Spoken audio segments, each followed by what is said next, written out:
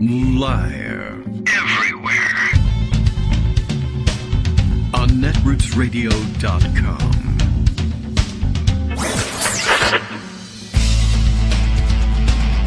David Waldman. Kagro. In the morning. Now, here's David Waldman.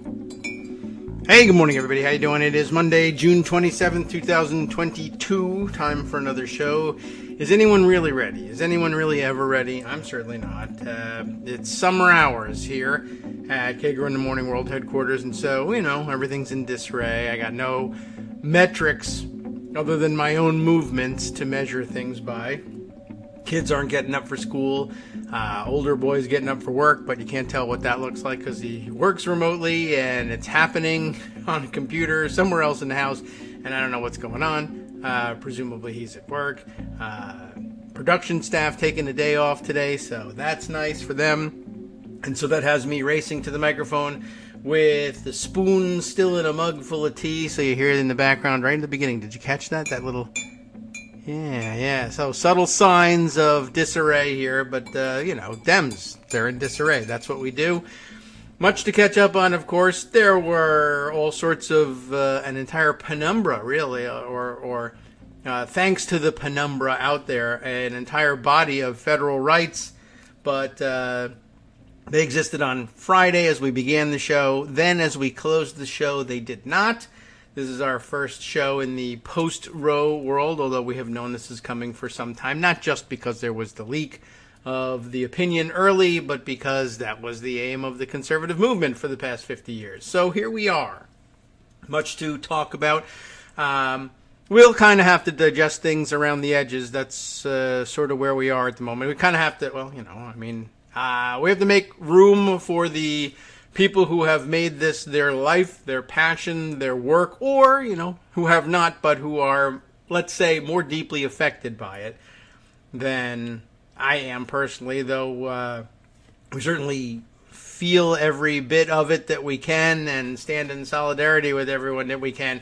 But, we won't be centering my views on this, but we can, of course, digest the views of others who have been thinking about this for a lot longer or more clearly, and we can think about the politics and the strategy and tactics around them, but it's a tough time, certainly. Lots has been written, already digested, things to share with you, things to think about, various approaches to political responses that may or may not have merit, but delicate situation to be sure.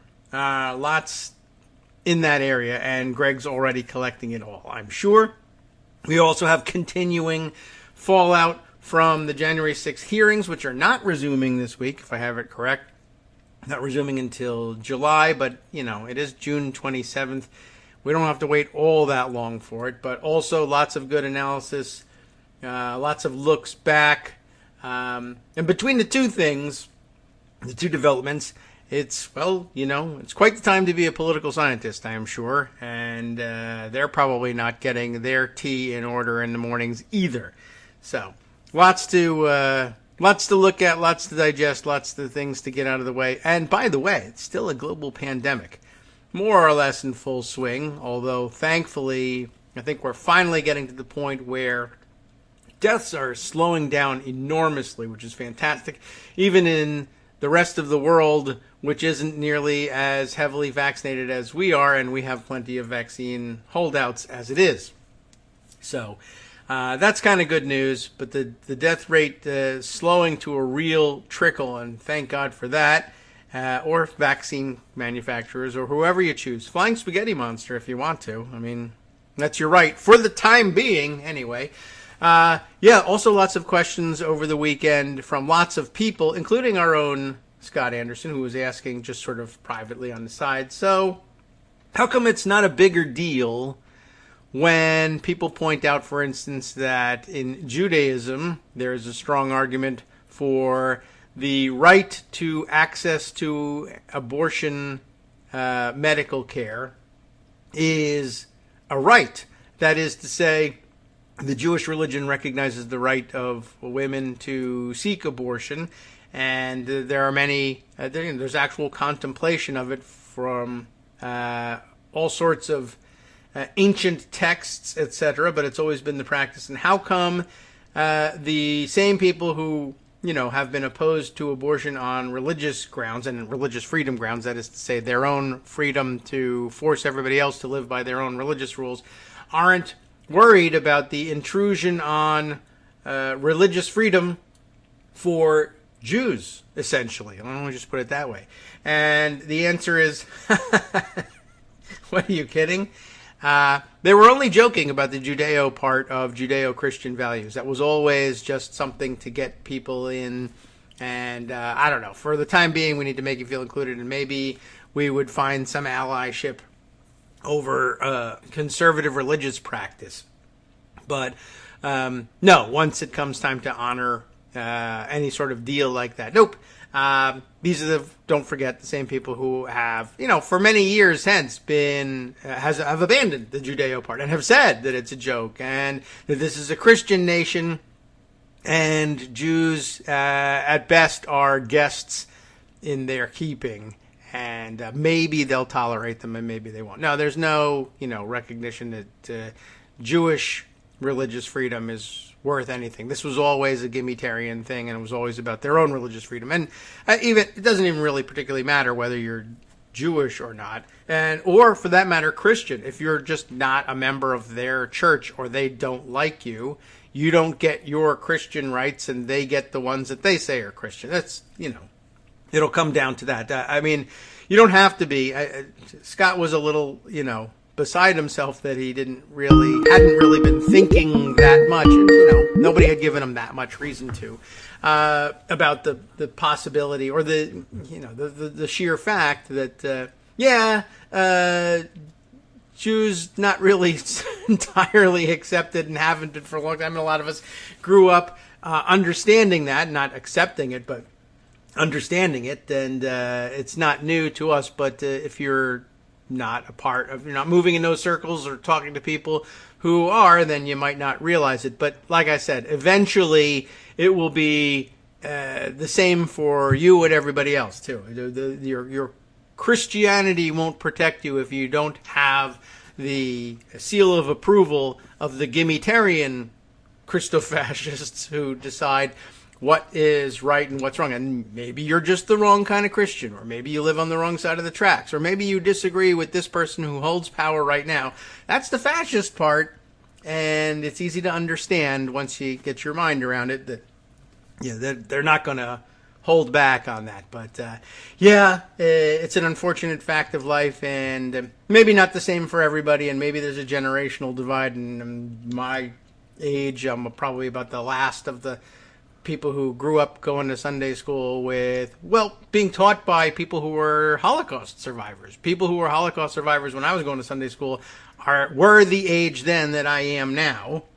And the Holocaust was no further removed for them than my own college graduation is for me. It's a long time ago, but I still remember it pretty clearly.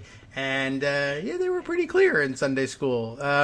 We made it out of there by the skin of our teeth, and an American Hitler could come and rise at any time. Don't fool yourself. So I guess older folks like us have had it in the back of our minds for a long time. Whereas, I don't know. They don't tell you that when you sign up for Twitter, but they do tell you that when you sign up for Sunday school in the 1970s. How about that? All right. Well, Greg, hello. Good morning. Hey, good morning. Holocaust, abortion, pandemic. What's new?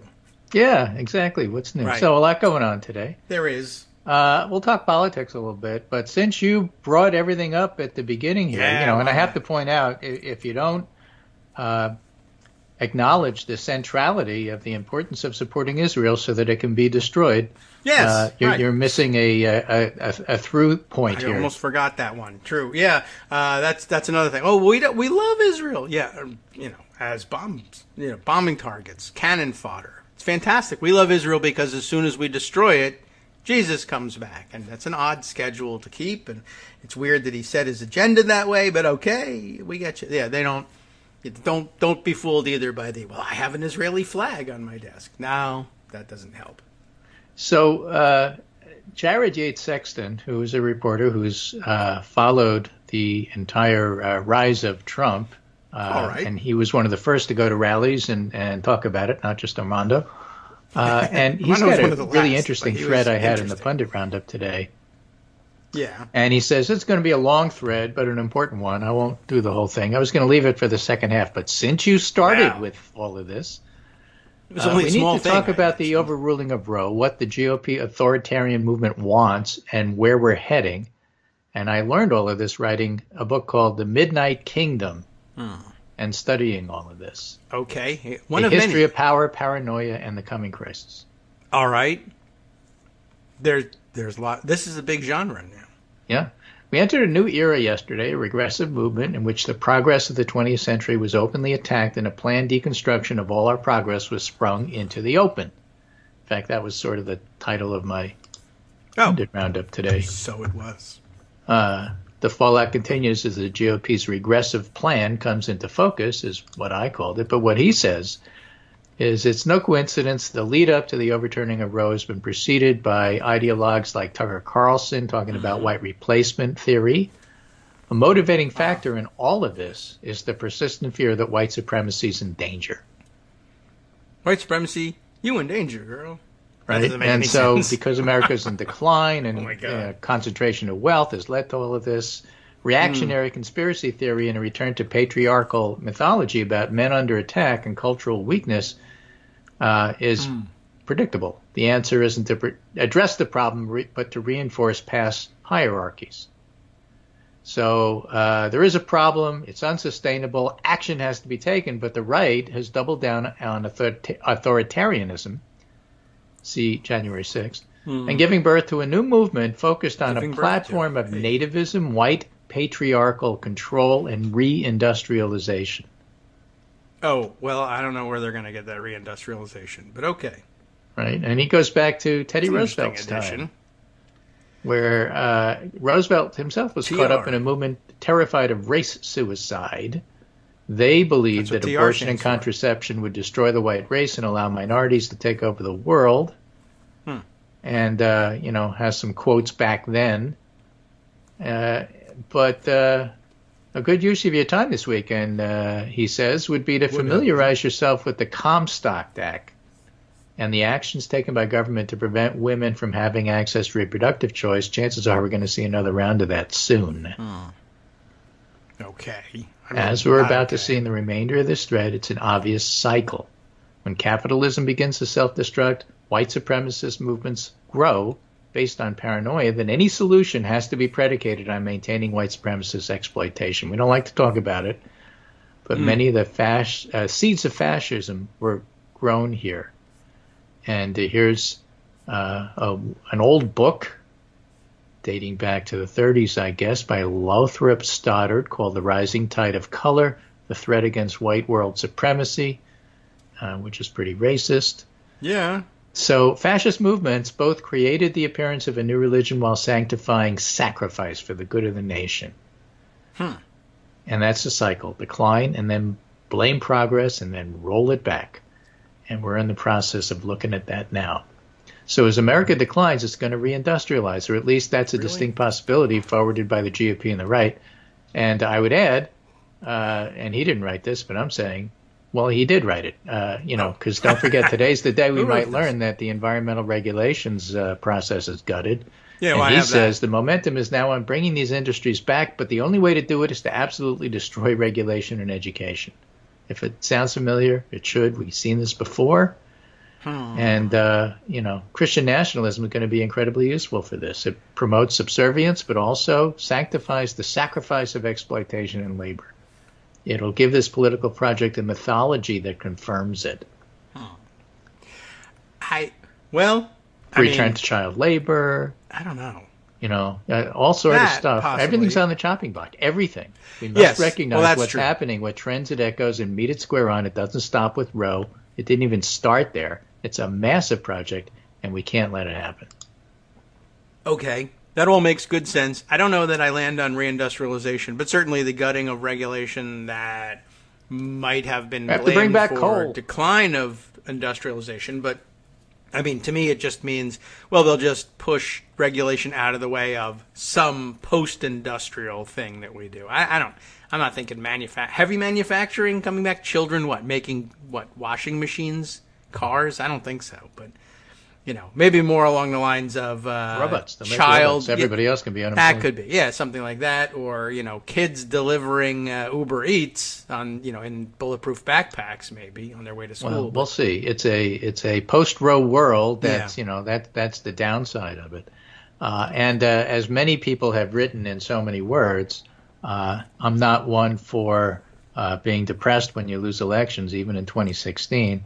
I think, there's no reason to be improperly hopeful when things look as bad as they do. But I think what that should spark is determination. And there's plenty of reasons to think that determination ultimately gets you where you need to go. Here's a piece from Politico today, and then we'll talk about the polling that came out over the weekend. But the Politico piece is the dog that caught the car. Republicans brace for the impact of reversing Roe. And if you want to get angry, it's good to read because the arrogance of the Republicans is just phenomenal. Yes, get angry at that and don't get angry at each other for saying, how can you use the dog caught the car analogy when clearly it's... there's been a lot of that over the weekend, too. Really? Yeah. How dare you say that when you're not taking it seriously enough? Why? I mean, it's just... What are Republicans going to do? Don't concern yourself with what Republicans are going to do. What are we going to do now? I don't know. We're in the car. I don't know.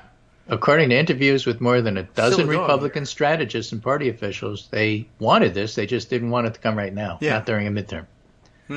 It's not a conversation we want to have, said John Thomas. And so Kristi Noem and other people interviewed over the weekend show you how to not have that conversation. We need to protect women. Well, but how are you going to do that? Yeah, well, look at Biden and inflation. Basically, that's how the conversation is going to go. But it's a victory that'll almost certainly come at a cost. In Republican circles, a consensus has been forming for weeks. The court's overturning of a significant and highly popular precedent on a deeply felt issue will be a liability for the party. Now, they think that instead of winning 45 seats, they'll only win 25 or 30 because of this. They think it won't make that much of a difference. They think that, here's a good one. Dave Carney, national Republican strategist based in New Hampshire. You go to any diner in America, nobody's talking about this. Well, that's got to be one of the stupidest comments you can imagine. I guess he went to a martini lunch with his buddies, who are all white male conservatives. I mean, maybe. If they think nobody's talking about this. Certainly, I mean, I don't know if it's a great measure. I guess if you really believe that people are always talking politics at diners, and there are several articles that claim that. But, yeah, I mean, this is typically you're there for breakfast, maybe brunch. It's just, it's discussion. It's not, theatering around. Everybody's talking abortion over their breakfast. But, I mean, come on. So, Republicans, said Sarah Longwell, a moderate Republican strategist who became a vocal supporter of Joe Biden, said Republicans are the dog that caught the car. Then what?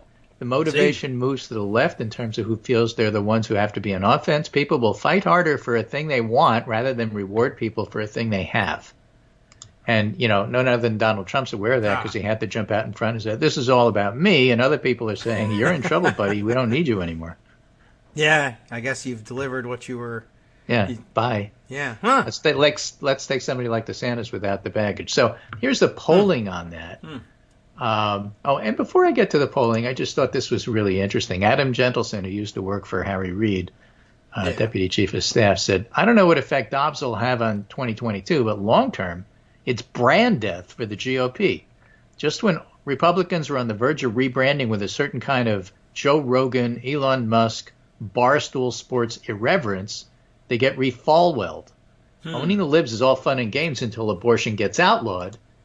And then Barstool Sports' Dave Portnoy had an incredible rant on Friday, hosting an emergency press conference to Twitter on Friday afternoon. Says in a 2.5-minute video, Portnoy called the ruling pure insanity, stipulating he didn't represent his company's employees. But we're going backwards in time. We're literally going backwards. It makes no sense how anyone thinks it's their right to tell a woman what to do for her body. I just don't get it. And this is terrible. These idiots are going to make me vote for a moron like Biden. Well, boy, But that's a the complicated thing. I mean, if thing. you're talking about what people Except are who talking cares about what at dummies diners, think? well, how about what people Yeah. are talking about on social media? On bar stools, for that matter. Yeah. That is interesting, and that's worth thinking about. I mean, I could imagine this weekend was, like I said, chock full of this stuff. Like, brand death? How dare you talk about branding? Well, hold on a minute. I mean, this doesn't mean, this isn't the end-all, be-all about how to think about abortion. This is just a tiny piece of the puzzle here, and it's an interesting one, and you should take it into consideration. And then go back to discussing the fundamental unfairness of it to you personally. That's fine. It's a great place to start. But, there's a lot to this, and that's kind of interesting. And kind of interesting that you have people who are Republican stalwarts and brand ambassadors, I guess you could call them, over the past couple of years who've lured a different crowd into Republicanism, all of whom think, no, that's actually a bad thing. We're not church ladies. This is uncool. And, I mean, sometimes it's uncool for them because they fancy themselves pickup artists, and abortion is their favorite backstop against the consequences of the stupid things You're they do. talking about things that affect younger people, relative to, let's say, me. Whippersnappers, I would say. And the thing is this something that motivates you to vote? And the other thing, of course, is gutting environmental protection, which might happen today, which is another reason why younger people might be thinking about voting. And here's what the numbers look like. This is NPR PBS NewsHour Marist national poll. The overturning of Roe v. Wade, of course, it's unpopular, 56-40. Yeah. But with Americans saying they mostly support abortion rights, 56% of Americans oppose the Supreme Court's decision, including 45% who say they strongly oppose. All right. That's 56 of Americans are concerned the Supreme Court's decision could also jeopardize contraception, same-sex marriage, or same-sex relationships. So if you're talking about young whippersnappers and their social life, contraception's sort of kind of important. It's a big deal. And this includes a plurality of Americans, 42%, who report they're very concerned. Even olds. A majority of Americans, 57%, think the Supreme Court's decision to overturn Roe v. Wade was politically motivated, compared to 36% who said it was just a law.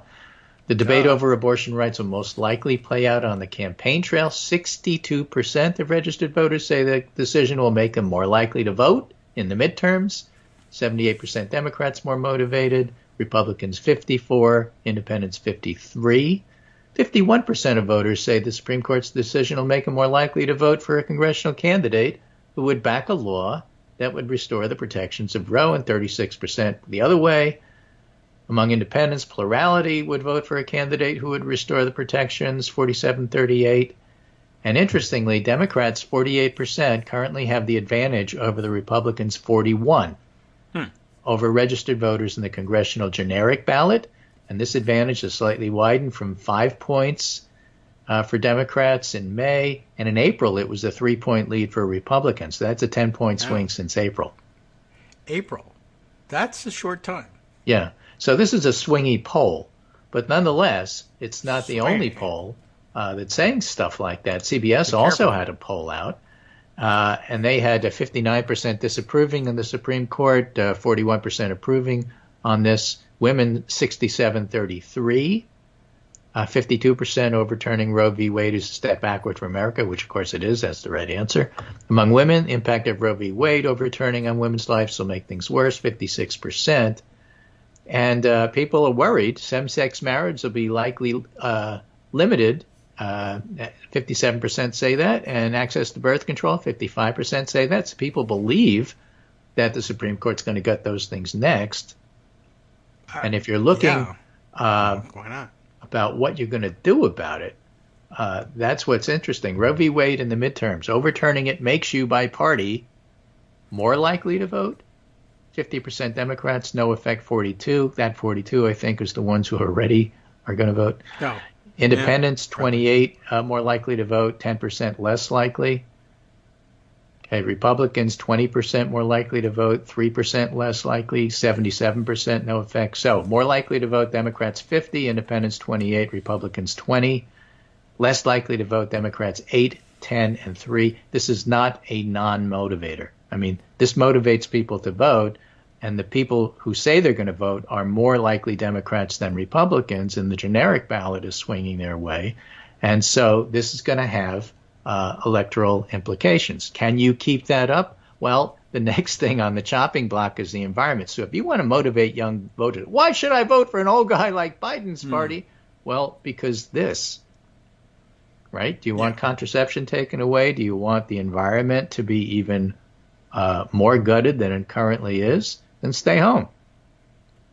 Well, that's easy, but you don't want that. It is, but you won't get what you want. If you want to get what you want out of politics, you got to get off your duff and go vote. And if this doesn't motivate you, I don't know what is going to motivate you. And no, it isn't.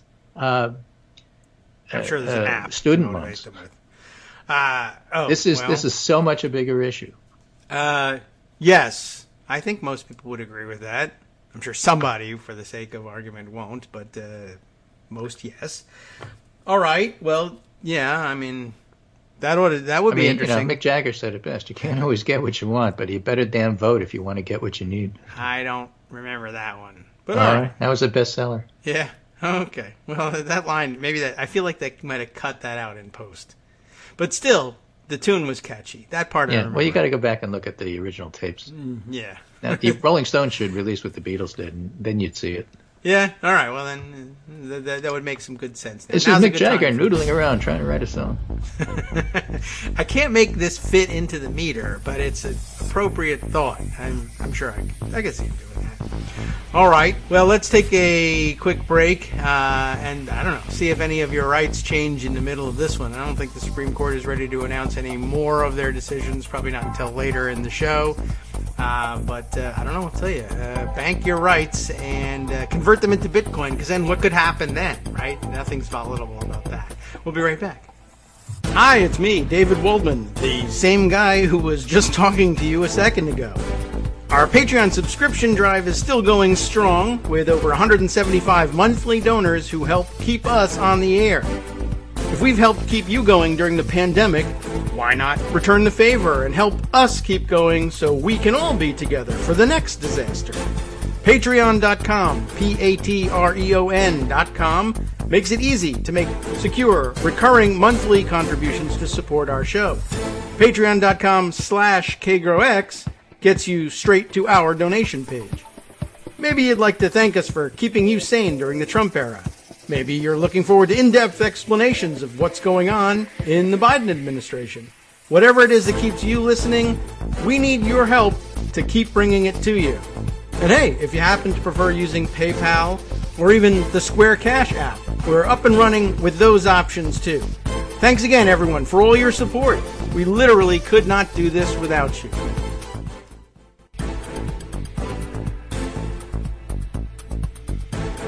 Welcome back now to the Kagro in the Morning Show here on Roots Radio. Now I remember what I wanted to bring up. I don't know, but are we still on the topic here, or am I too late to bring up something? It's never too late. This is an open thread. All right, excellent. Axios had this news, and I saw people tweeting it around. I guess on the political side of the ledger, since that's where we'll spend the bulk of our time, unless I'm reading the collected thoughts of some women who have been thinking this through for decades and are therefore better positioned, perhaps. But we have this to add to the political side. Dogs catching cars, yes. Reactions, driving people to the polls, yes. But also the opportunity out there for Republicans to go too far and Todd Aiken themselves into irrelevance. The news from Abigail Spanberger's district.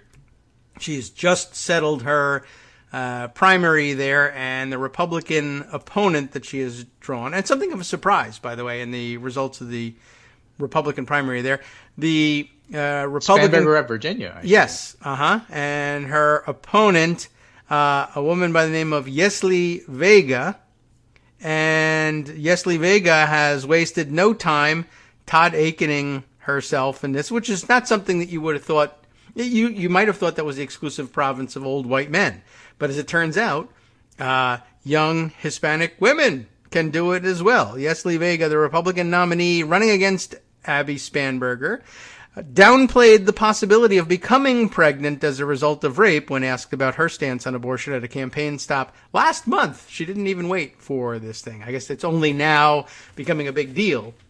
They held this in reserve, waited for her to win her primary, I guess, and then said, let's tell everybody what happened. At an event in Stafford County, which I can't recall whether that was the one with the book banning council or not, but it might have been. A Prince William County supervisor and sheriff's deputy, that's Vega, was asked what she thinks Congress should do if the Supreme Court overturned Roe v. Wade. And after expressing support for new state-level restrictions, she said, the left will say, well, what about cases of rape and incest? I am a law enforcement officer. I became a police officer in 2011. I've worked one case where, as a result of rape, the young woman became pregnant. One. So that's basically it. She heard of one, so there must have been 100 others. They didn't become pregnant, and that's because she says, well, maybe that's because there's so much going on in the body. I've actually I haven't heard seen the studies, but yeah. if what you're saying is true, I love it. Right. I've actually heard that it's harder for a woman to get pregnant if she's been raped. Have you heard that? What was the question that was asked of her at this event? And then she said, well, maybe that's because there's so much going on in the body. I don't know. I haven't, seen any studies. There she goes with that one. But if I'm processing what you're saying, and you might not be, it wouldn't surprise me because it's not something that's happening organically. You're forcing it. The individual, the male, is doing it as quickly. I'm telling you, my stomach's it's not right like, on the money for what she said.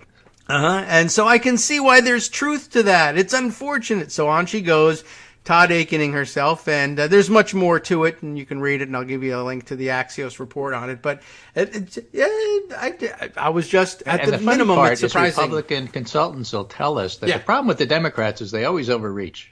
Yes, right. Oh, that was the other thing. Ted Cruz, I noticed, was out front first, but lots of Republicans spent the weekend going on their television outlets and saying, watch out, the left is going to become dangerously violent. The violence is going to come out because of this Roe v. Wade. They're going to lash out. That's right. They're going to be insurrections, just like when Colbert went to Congress. Yep, exactly. And and I think Murdery Trader Green spent part of the weekend, too, saying that there was a protest outside the Supreme Court, and that was an insurrection. Anyway, they threatened that the liberals were going to lash out with violence, and as you know, every Republican accusation is a confession. Within minutes of anti or pro-abortion demonstrations arising, somebody somewhere. Wait! You're going to go into the Rhode Island one? Yeah. Well, there's that one, but first there was somewhere else, and I can't remember where it was. I probably put it aside, but somebody ran over pro-abortion protesters with their pickup truck. That was a fun one. And then over in Rhode Island, right, yeah, the two rivals for a state Senate seat, and by rivals, I think you probably think one Republican, one Democrat, they run against one another, and they argue on the debate stage. Well, yeah, that will happen eventually, I guess, if this person stays in the race, but maybe they won't. The Republican nominee, a police officer as well, by the way, just like Vega here, got in an argument confronting somebody and punched the Democratic incumbent state senator in the face during this argument, and now says, well, gee whiz, I don't know. She had it coming, but maybe I shouldn't have done that, etc. Immediately, of course, the violence does erupt, and guess what? It's the same Republican insurrectionist lunatics doing it, but the same apologists like Ted Cruz, Murdery Trader Green, Christina Pushaw out there saying it's Antifa super soldiers that are doing it, not the usual suspects. But then you catch the usual truck suspects. was Cedar Rapids, Iowa. Thank you. Okay. And yes, I remember the license plate number, but not where it was. Right. So Matt O'Brien posted, so tell me, which was the worst op-ed in the last 10 years? And you have a choice. Door number one or door number gosh. two? Is it... I have to listen first. Yes. Possibly. Ross Douthat writing, there will be no Trump coup. A final pre-election case for understanding the president is a noisy weakling, not a budding autocrat, October 10th, 2020. That's your choice number one. Or choice number two, July 3rd, 2018, Kathleen Parker in the Washington Post, calm down, Roe v. Wade isn't going anywhere. That's close. Remember, if you screw up this badly as a pundit, you get paid a lot of money and you don't lose your job. Yeah. You just get to write about something else you're wrong about. Those are two. I can't choose. I mean, maybe does it extra points to be wrong quicker? It could have been Mick Mulvaney saying Trump will concede, but I think these probably are. It was the semifinalists, but I think these two are the finalists. I guess so. I mean, there is something I feel like we should weight it a little bit. If you say it in 2019 and you're wrong in 2020, like, is that more points than if you say it in 2018 and you're wrong in 2022? Takes longer. Like, I don't know. Maybe things could. I don't know. That's tough. Wrong is wrong. Yeah. I mean, wrong is timeless. Right. So we'll give them both attention. Maybe that was it. This was a rhetorical New York exercise. Times, Which one's worse? pre-1941 saying, "Don't worry about Hitler. He's just using the anti-Semitism, but he doesn't really mean it." Right. You'll know it's when just the trains a political are tool. get there. That's a bad one. Man of the Year maybe was not such a great choice. Well, arguably, Man of the Year is the person who has the most impact, not the person who's good. Yes. But he was they actually did that because of his mustache. They just thought everybody would be wearing those mustaches. And it had nothing to do with some political people in this country issues. were. It's crazy. Right. But not enough. It seemed to me that maybe, well, at any rate, they make bad calls all the time. Did they declare a winner, or is it just open? No, just one of those. I thought that was of interest because Dan Frumkin wrote a really interesting article in his Press Watchers. Dear political reporters, you've got your election narrative now. Yay. Sort of, yes. Right? Today, the Supreme Court of the United States expressly took away a constitutional right from the American people it already recognized, Joe Biden said, getting it exactly right. They didn't limit it. They took it away. It's never been done, and they did it. As far as the media is concerned, writes Frumkin, it's time to call a meeting. Okay. I think it's urgent that newsroom leaders get together with the reporters, take stock, think things through, and decide how this should change the way they cover politics, because it should. At earlier key moments in this slide, Trump's victory, his attempt to steal the election in 2020, editors had the excuse they were taken by surprise. They refused to abandon their neutral, above-the-fray tone. Then inertia and defensiveness set in. They don't have an excuse this time. Okay. Our top newsrooms must redirect their election coverage, and they can do it. When gas prices shot up, the narrative shifted dramatically. Inflation became the central trope. This is so much more important than gas prices. As Biden put it this fall, Roe is on the ballot. So as Dan Frumkin, wrote recently about the New York Times, in particular, the goal of a responsible news organization is not to get people to vote a specific way. It's to make sure everybody understands what's at stake. The whole blessed website of mine is all about how political journalism needs a reset. It's way past time for political journalists to recognize basic truths, to stop hemming and hawing and trying to split the difference. Maybe now they finally get the message.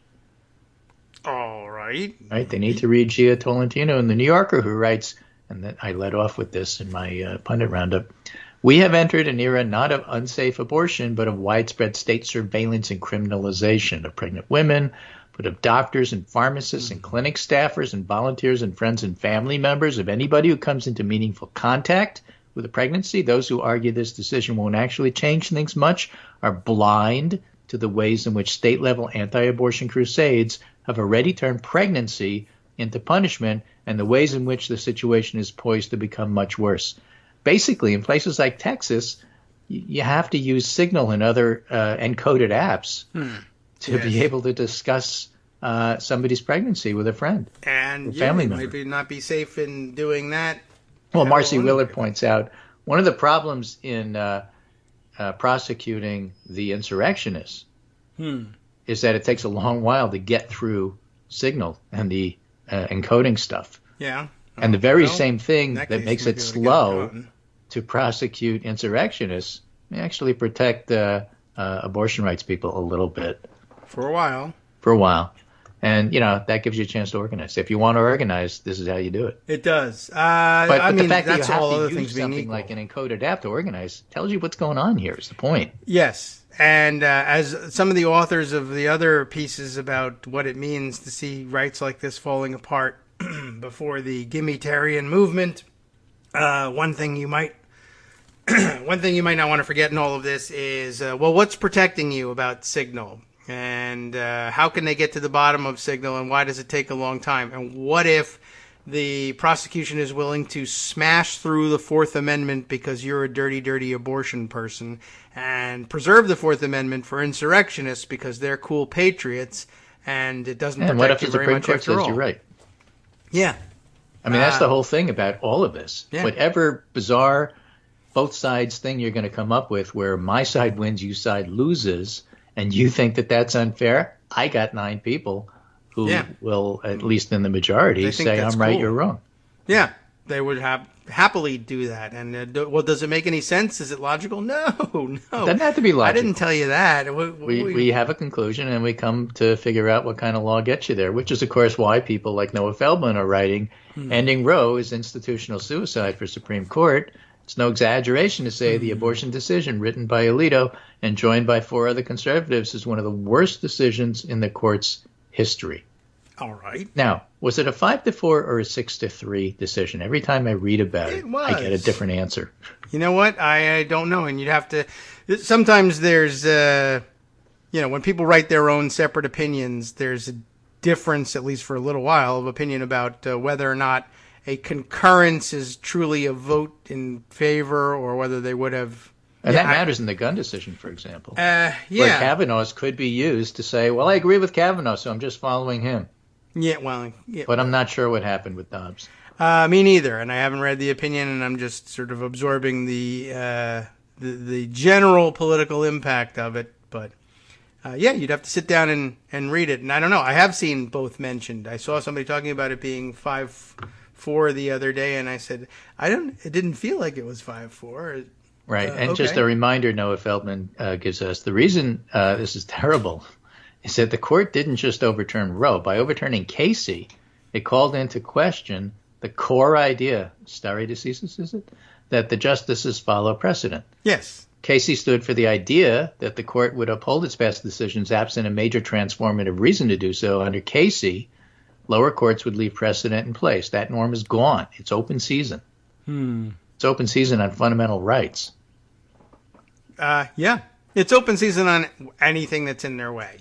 In short, the modern Constitution will never be the same. Neither will be the Supreme Court. Dobbs will go down as one of the worst decisions in the court's history. Dobbs reverses rights on which the whole country has relied for half a century. The court has never done that before. The consequences will be disastrous and far-reaching. So, I'm of that opinion. Okay. Now, David Pepper takes he is the ex-chair of the Democratic Party in Ohio, and has a lot to say about pay attention to the states. All right. And pay attention to the states that matter, but pay attention to all states. And he wrote a book about it called Laboratories of Autocracy, The Crisis in American Democracy.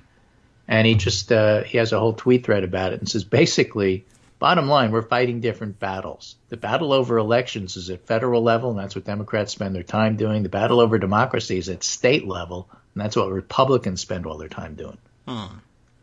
The side on the left largely assumes democracy is intact, that's the Democrats, understands its political views are generally popular and mainstream, so this side's political battle is about election outcomes.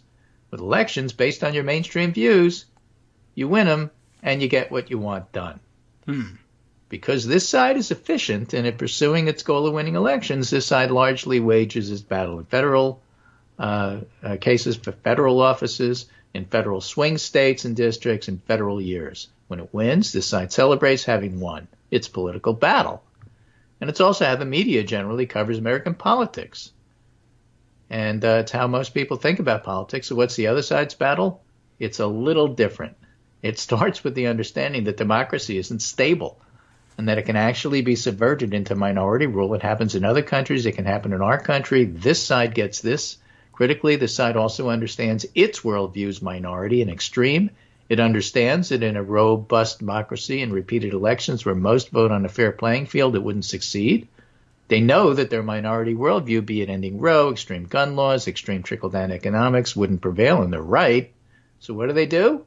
They adopt a different battle. As opposed to the other side's battle of securing election outcomes in a robust democracy, their battle becomes a battle against democracy, and they don't even hide the fact. People like Peter Thiel, people like Steve Bannon, and CPAC made it very clear, having their convention in Hungary, where Orbán has perfected subverting democracy. So how do they wage it? In federal swing states in federal years? Well, those. But they do it at state houses. Why? Because it turns out state houses are the perfect institutions to ram through minority worldview. Basically, you win, and then you gerrymander, and you keep yourself in power. And once you do that, then you can ram through all sorts of stuff that's bizarre and weird. Get rid of unions, make abortion a crime, criminalize it, not just the women, but people who are even talking to the women. You can't even do genetic counseling. Yes, that's true. And so, it's a great point, and that's why, school board battles matter. Yes. State battles matter. Every election matters, and this whole American, I only vote every 4 years. I don't vote every 2 years. I don't vote special elections is awful, and this is what we get, because the motivated people are the ones that are trying to institute and confirm minority rule. Yeah. Once they do, then they write the rules so strictly that, you really don't have that much recourse.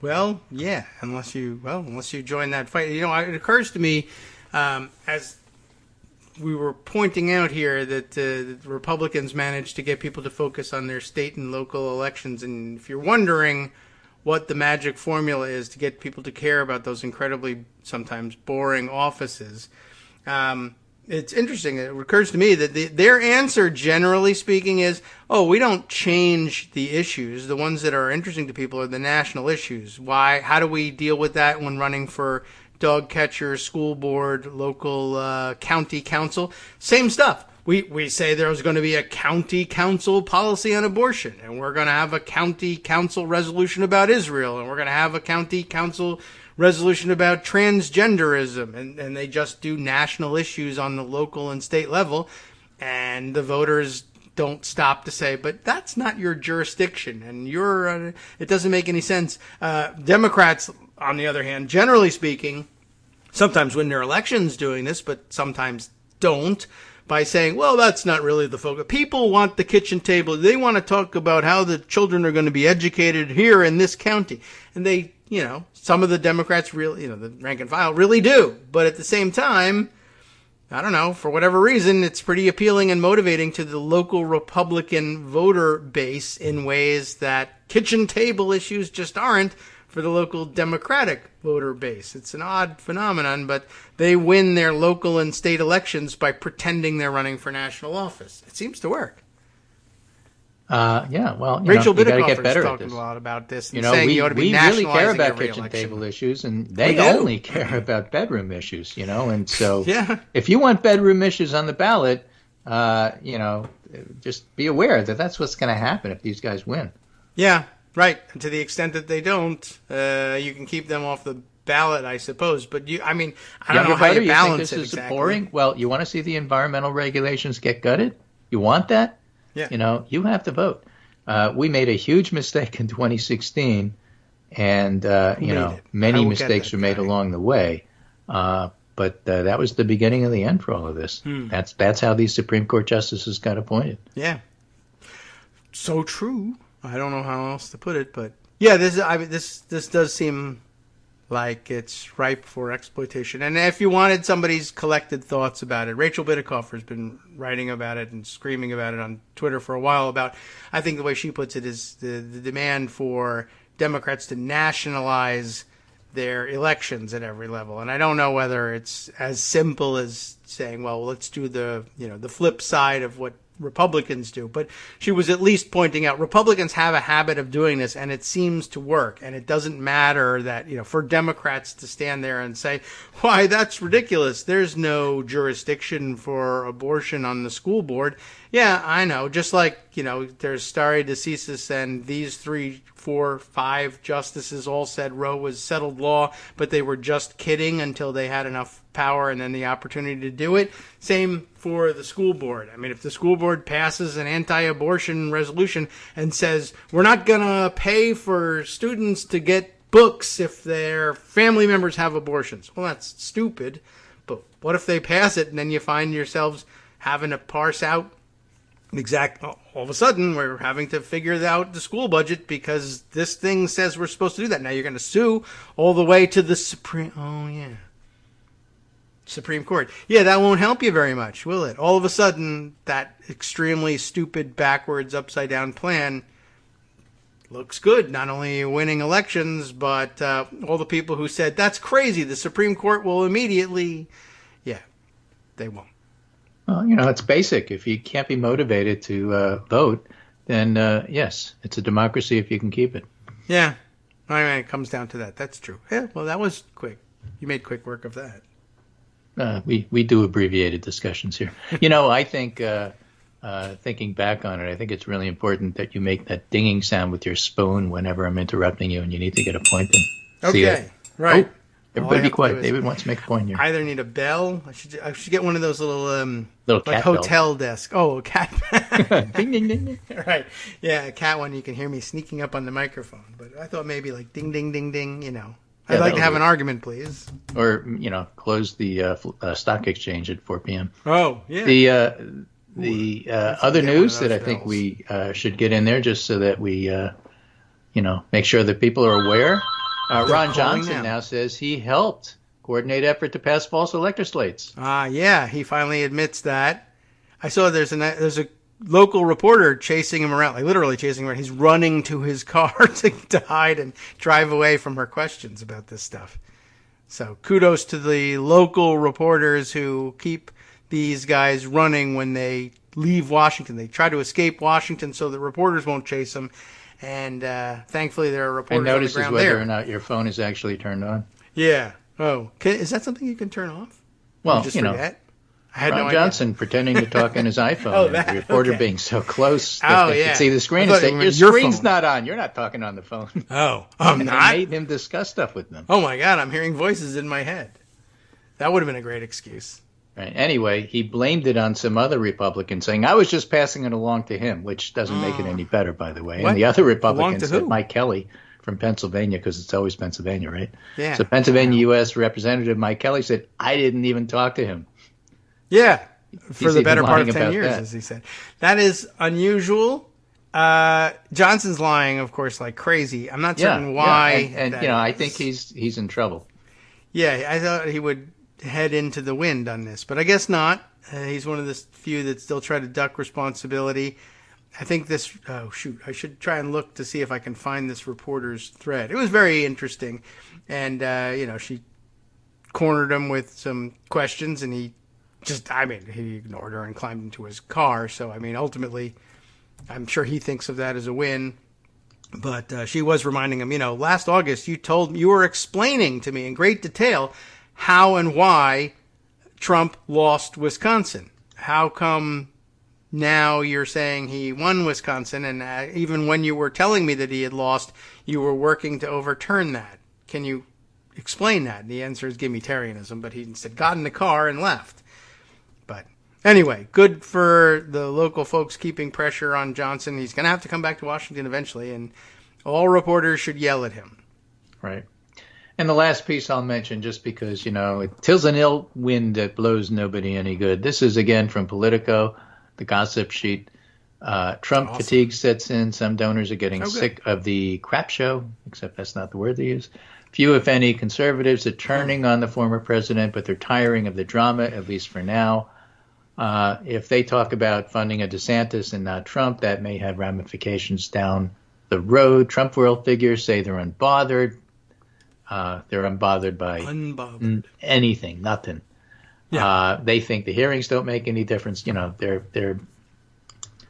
pissing in the wind is what they're doing. Yeah, I think you're allowed to say that. Wind. Well, I'm going to say it anyway. You know what they mean by wind. You'll decide post hoc what I'm allowed to say. Yeah. Right. I'm allowed to say it at the time. Oh, yeah, that's true. Live. There's nothing I can do about it. Screw it. Let's do it live.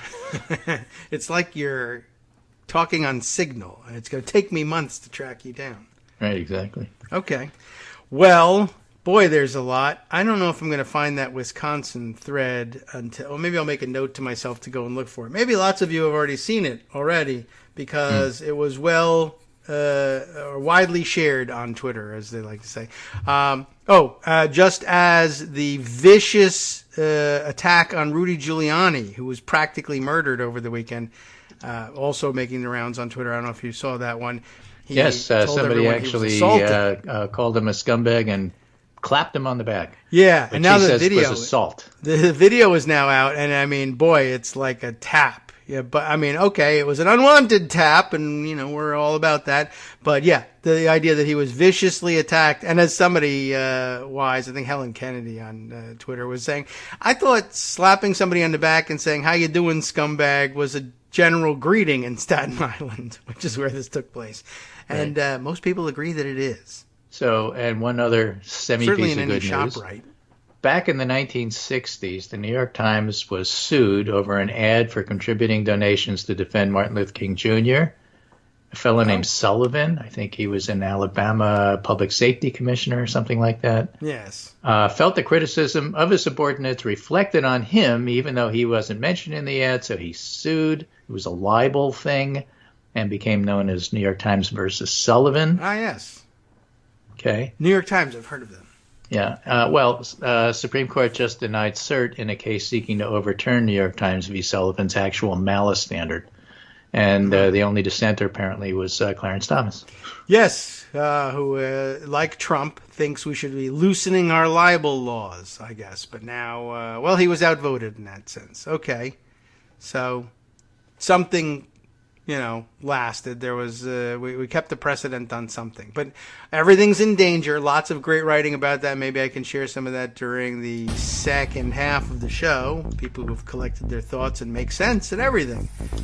Poor Rudy. Look at that smack on the back he got. Yeah. Probably broke a scapula. All right. Well, thank you, Greg. Tough thing to do coming in on a Monday although coming in, it's easy to do via Skype. That's not so bad. But I appreciate your roundup and determination, giving us a sense not of depression. Yes, and a sense of normalcy, and when we are all worried about everything.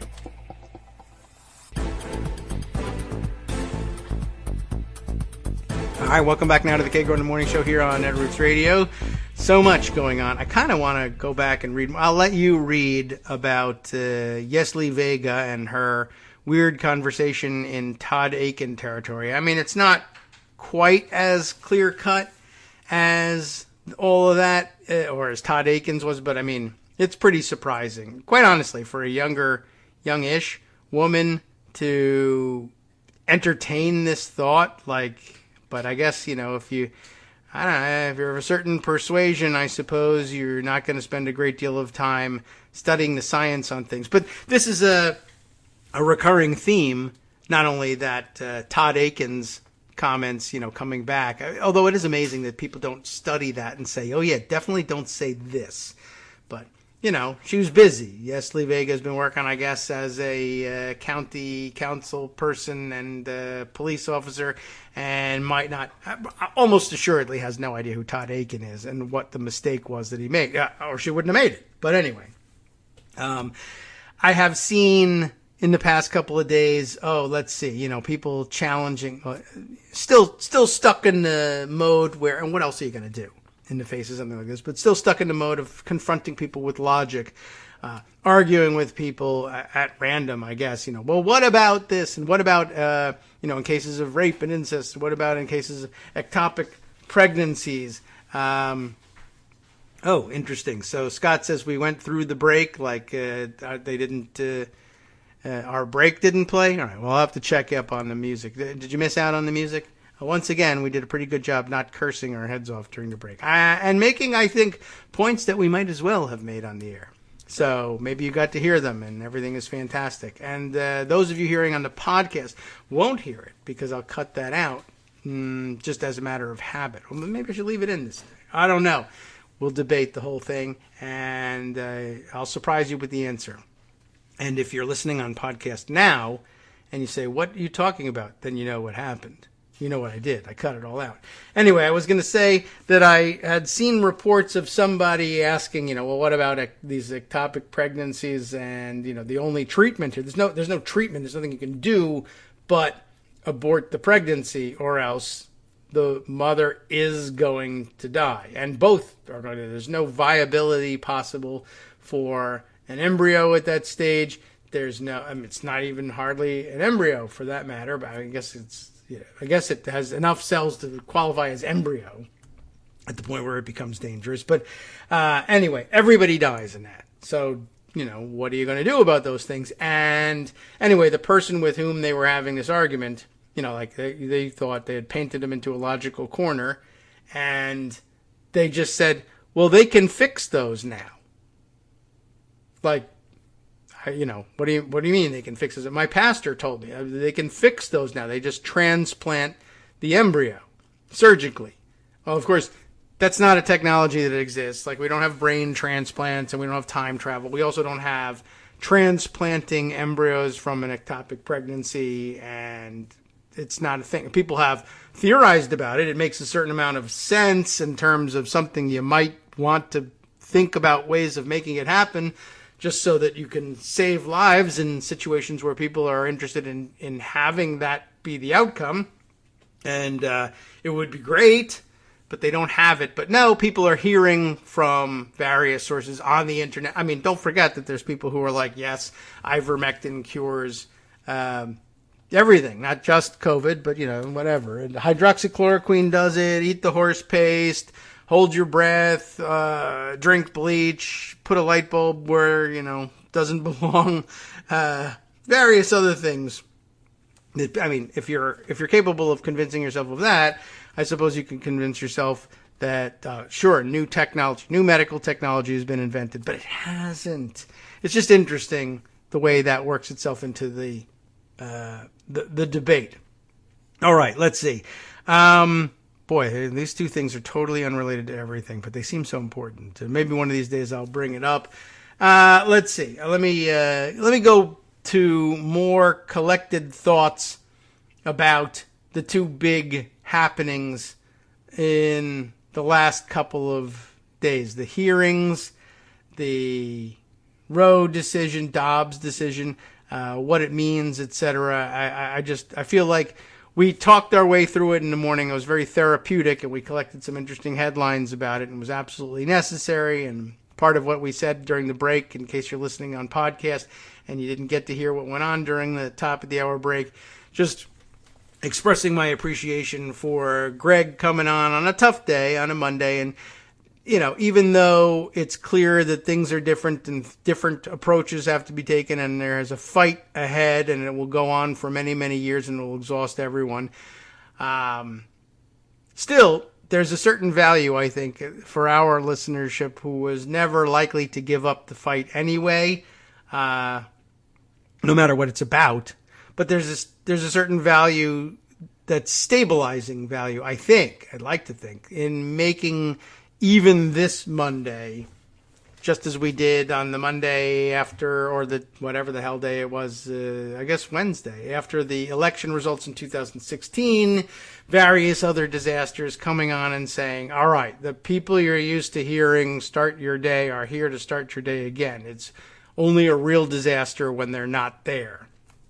I'd love to think that that was the case for our listenership, and I'm going to stick to it because it sounds fantastic and it makes me happy, so I'm going to do it. Anyway, let me, like I said, read some of the organized thoughts of others on the subjects of the day. This one passed around quite widely on Twitter, everyone passing around with a must-read notation. John Gans, in his Substack Unpopular Front, writes a piece entitled "How It Came to Pass, Fighting Among the Ruins of Anti-Fascist Hegemony." Interesting title. What's it all about? Well, I'll tell you. The fact that we knew long in advance the fate of Roe didn't cushion the blow. Women's fundamental rights are under threat across the country in a way that would have been difficult to imagine just a few years ago. It's important to remember that these laws are not abortion bans as such. They are not the moderate European-style compromise laws we sometimes hear about. No, these new laws criminalize women's reproductive health and direct the police power of the state against them in cruel and perverse ways. And I don't think a lot of people really truly understand that yet. It's difficult to make that clear without sounding like you're a crazed alarmist, which is, part of the game, I suppose. But we've experienced this on a number of fronts already, so we're used to this. But at any rate, these new laws criminalize women's reproductive health and direct the police power of the state against them in cruel and perverse ways. It is likely the states will also employ all the powers of surveillance and control made possible by modern technology, even chasing after those who try to get abortions in other states, like some new fugitive slave law. What we are witnessing is the creation of a new form of federalized tyranny, in some ways much more dire and ideologically informed than the dangers and hypocrisies of pre-Roe America. Even if you have personal misgivings about abortion or favor trimester limitations, you must admit that these new laws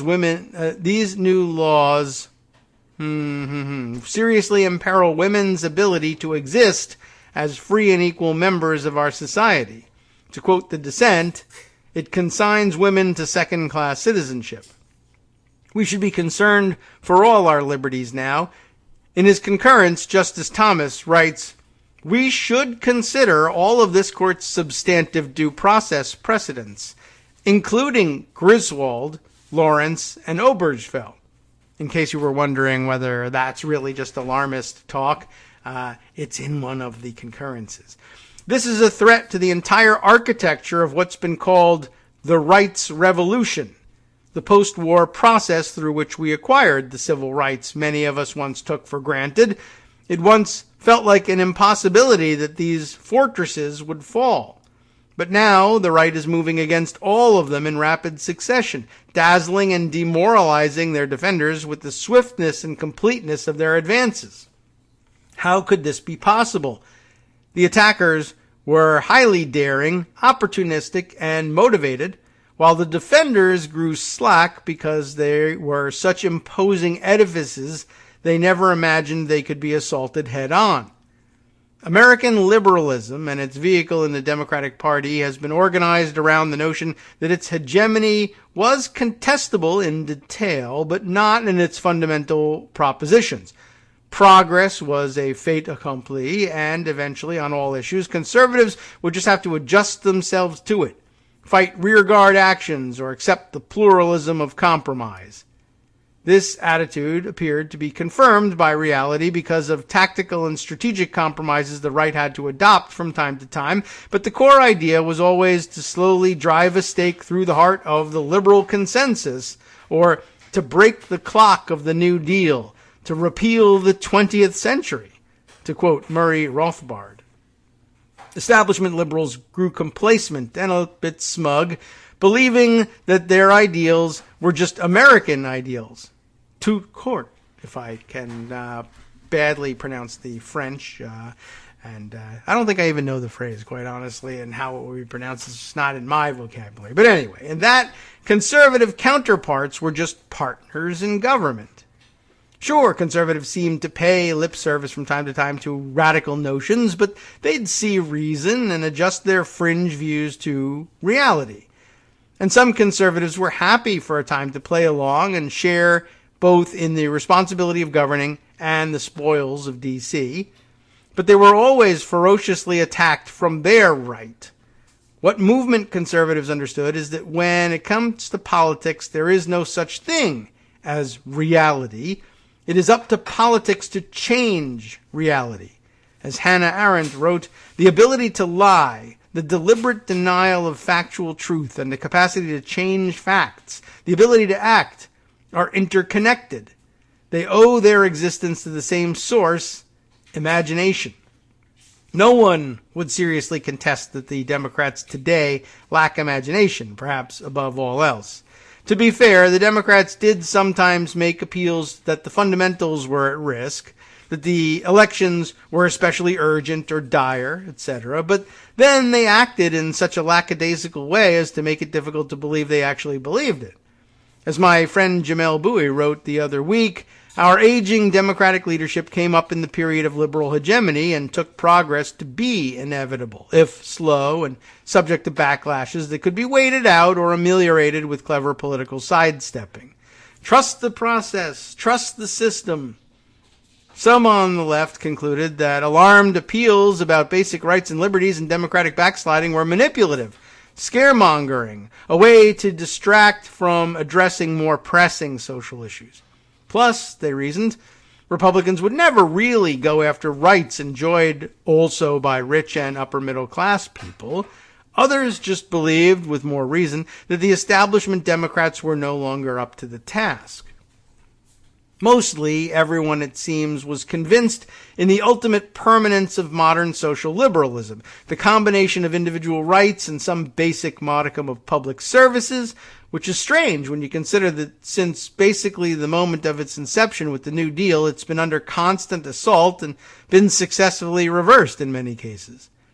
But continued signs of forward momentum in the form of the extension of liberal rights and tolerant attitudes convinced us these reactionary moments were just healthy signs of tolerable pluralism, not really part of some wholesale attack on the democratic project.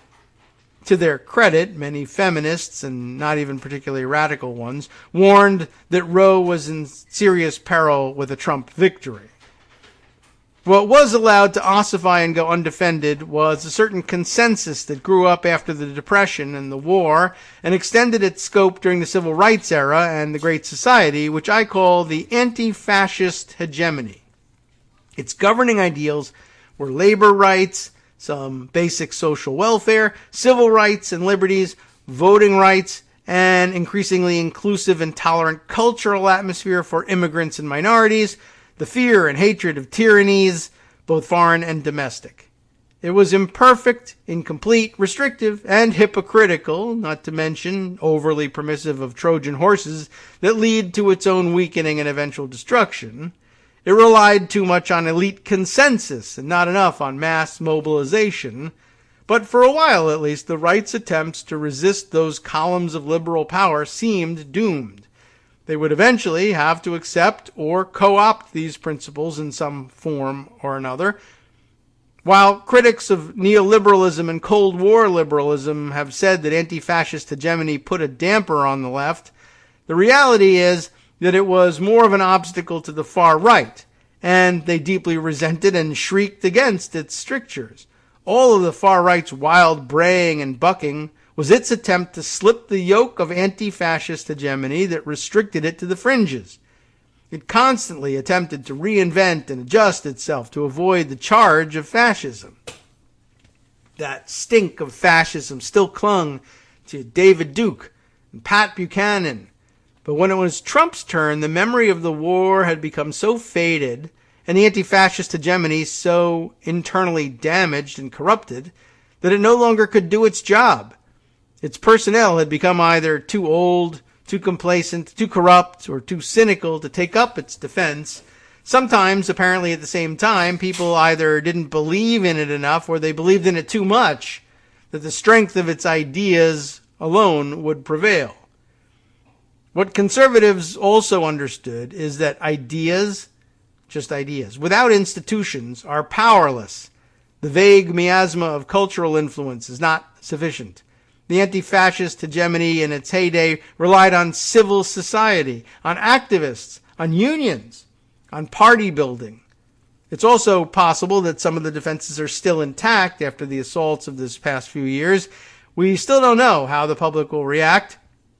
In his prison notebooks, Antonio Gramsci writes, "In war, it would sometimes happen that a fierce artillery attack seemed to have destroyed the enemy's entire defensive system, whereas, in fact, it had only destroyed the outer perimeter, and at the moment of their advance and attack, the assailants would find themselves confronted by a line of defense which was still effective.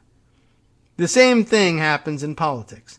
The defenders are not demoralized, nor do they abandon their positions, even among the ruins, nor do they lose faith in their own strength or their own future. We cannot afford demoralization. We have to once again man the trenches of civil society and government."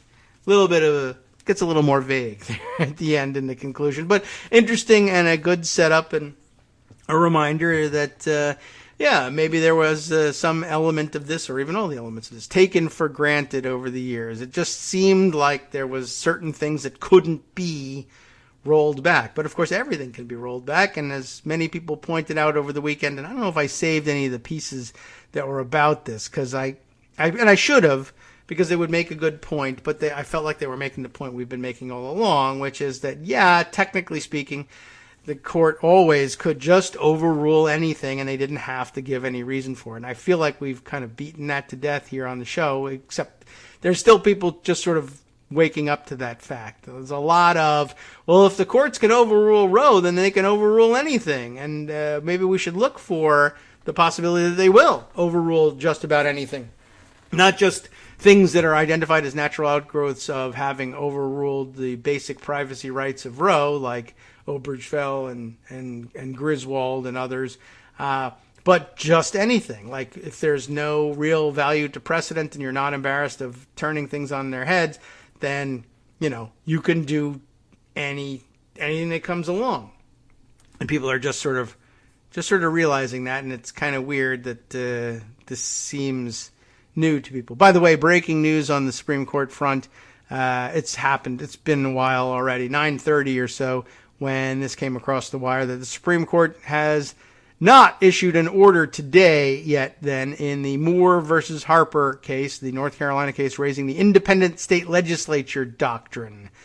So we'll have to continue to watch on that, but Rick Hasen, for instance, says it's more likely that there will be a dissent from a denial of cert on it, that they won't take up the case, and then, there'll be some vicious defense of the case by the losing side, sort of signaling what might be on the horizon, perhaps. But I don't know. I mean, at this point, I'm out of the predictions game on all of this stuff. All right. Well, let's see. There was some other topics. What did I put aside here, too? There was another... I don't think I must not have grabbed it, or maybe I parked it in Pocket and forgot where I put it. But somebody was, it's not here in Pocket either, unless maybe if I refresh. But I thought, and maybe I can find it now because I think I remember who had written it. But let me go to another window, another tab of Twitter, and search. Was it Travis Getty's talking about it over at, let's see, I'm just going to pull up the Raw, well, he was in the Raw Story feed, but there was something about, here we go. Just, I thought it was an interesting headline anyway. We'll see. On Morning Joe, for those of you who are watching, if you're watching, you're probably listening to this by podcast, but apparently that was the item of the morning. She knew what Brett Kavanaugh was going to do. That's the quote. Morning Joe calls out Susan Collins over the abortion ruling. I probably should just save this for Tuesday and talk to Joan about it. If Joan's not on watch for yet more destructive Supreme Court rulings, we'll have to get a ruling on that. Whether she'll be a ruling on whether she'll be watching rulings, perhaps later tonight.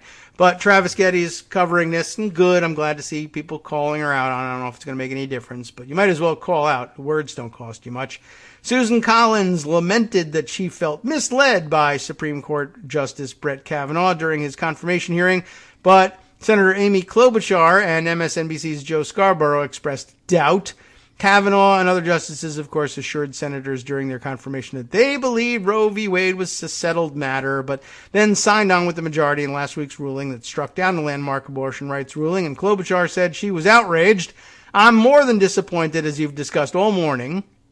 This is an absolute outrage for the women of America, but I'm not surprised because I voted against them. It wasn't just abortion, it was their views on so many things. They gave you a roadmap in those hearings.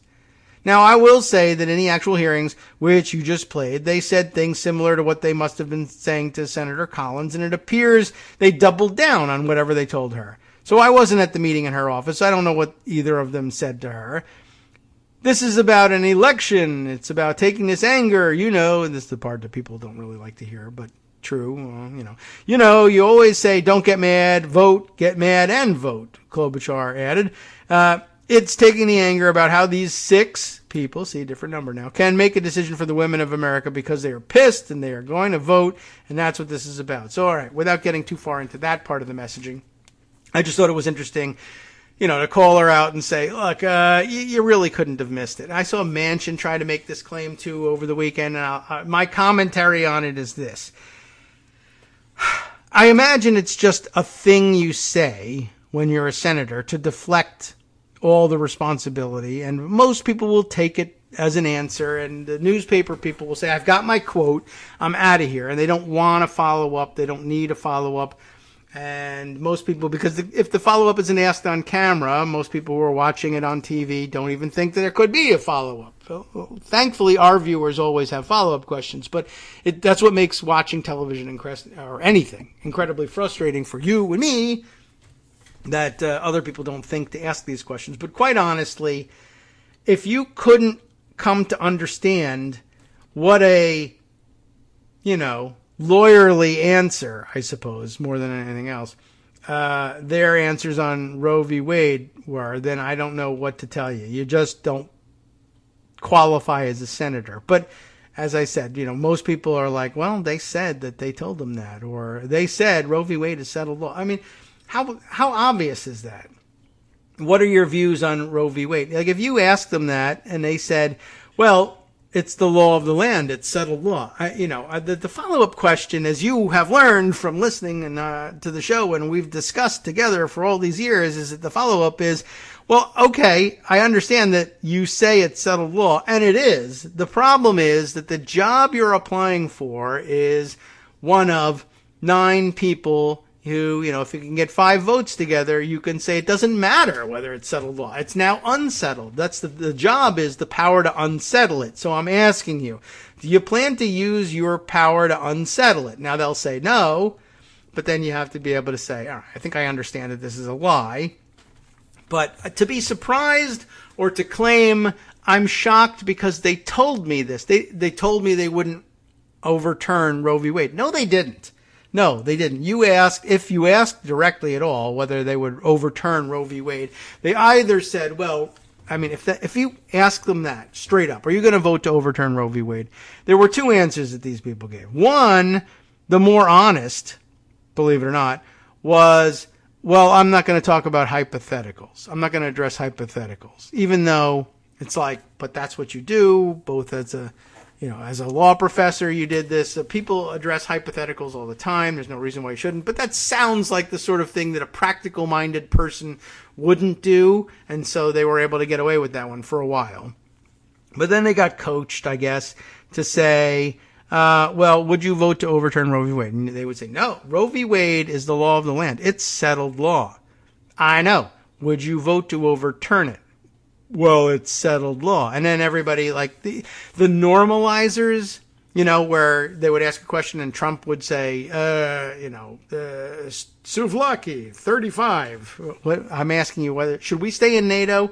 Pineapple, person, man, woman, TV, camera, right? And they'd say what the president meant was that he thought all women and men, all people really, should be able to look into the TV camera and say with confidence that America's allies are, okay, the normalizers make it sound like something.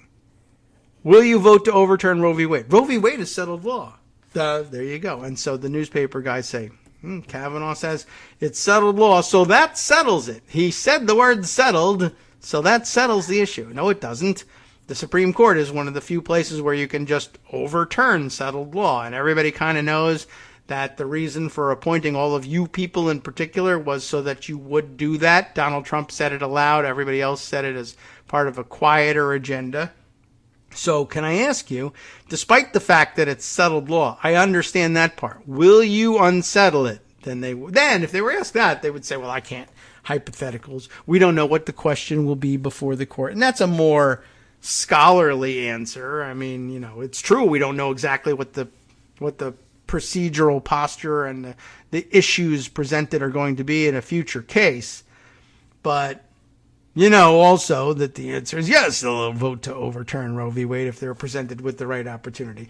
The fact that there are senators who claim to have been fooled by that. I thought they said it was settled law.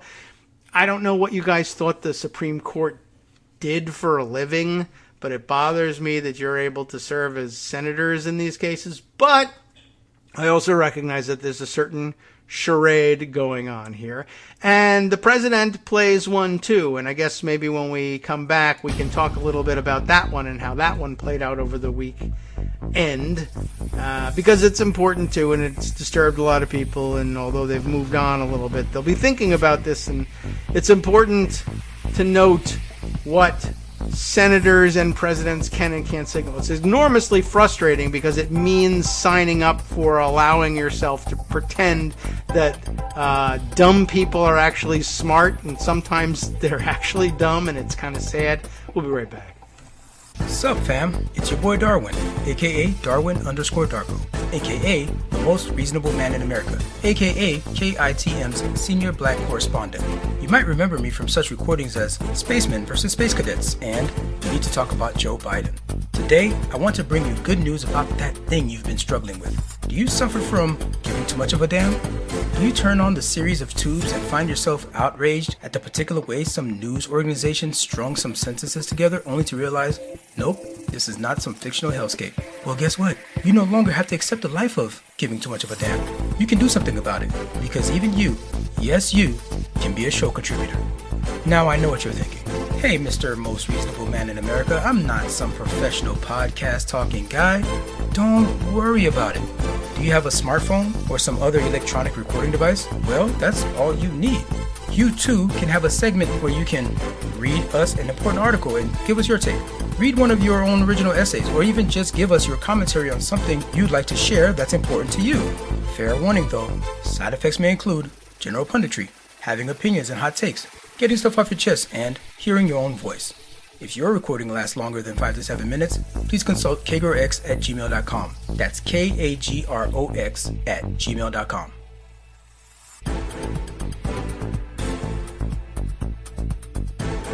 All right, welcome back now to the Kagro in the Morning Show here on Netroots Radio. Let's see. I guess we should just pick up where we left off because it sounded kind of promising. But talking about what poses, I suppose, the Democratic politicians and all politicians at some level sometimes have to take, even though it's pretty clear that the thing that they're talking nonsense, essentially. I thought they were going to leave Roe standing because they said they would leave Roe standing. No, they didn't say that. They said that Roe v. Wade was settled law, but again, they were auditioning for jobs, the role of which is, one of the roles anyway, an accepted role of the job being just overruling things that are settled law. Well, anyway, over the weekend, part of the venting that took place, and I understand people's interest in doing so, though it's perhaps unwise in the long run. Sometimes in the short term, you got to let people do this. But people unhappy with Joe Biden's reactions to the rulings from the Supreme Court, including, I even saw somebody like getting upset saying, I can't believe that his response to the overruling of Roe v. Wade is to jet off to Europe for the weekend. Like, well, it was the G7 summit, and it wasn't really like, it's not like he was going, to swim and to, whatever. He's not going skiing in the Alps and swimming on the Mediterranean coast or anything. He's going to, I'm sure it's a very comfortable place and all, but you kind of had to go to the G7 summit, right? Like, that's a big deal. It's a little disingenuous to say he's jetting off for the weekend, let's say. But I guess more to the point, there were people criticizing his reaction, and that the where was it? I think while on the flight over with on Air Force One, where is it? I know it's someplace around here somewhere. Oh, the tweet has been deleted? That's crazy. Well, it was from CNN.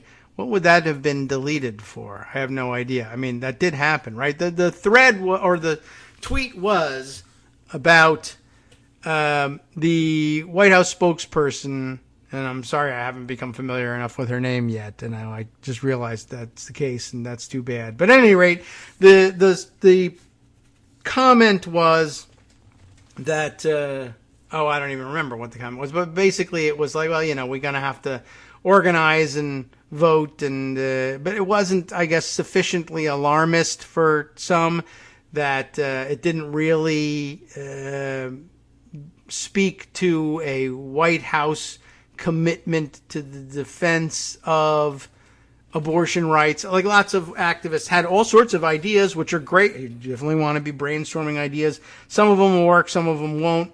One of them that I'm a little bit torn about. It was a very clever idea. Somebody said, well, maybe in some of these red states in particular, we could take advantage of federal enclaves, either put abortion clinics in federal buildings where it would be very difficult for states to try to enforce their state level law against the federal government.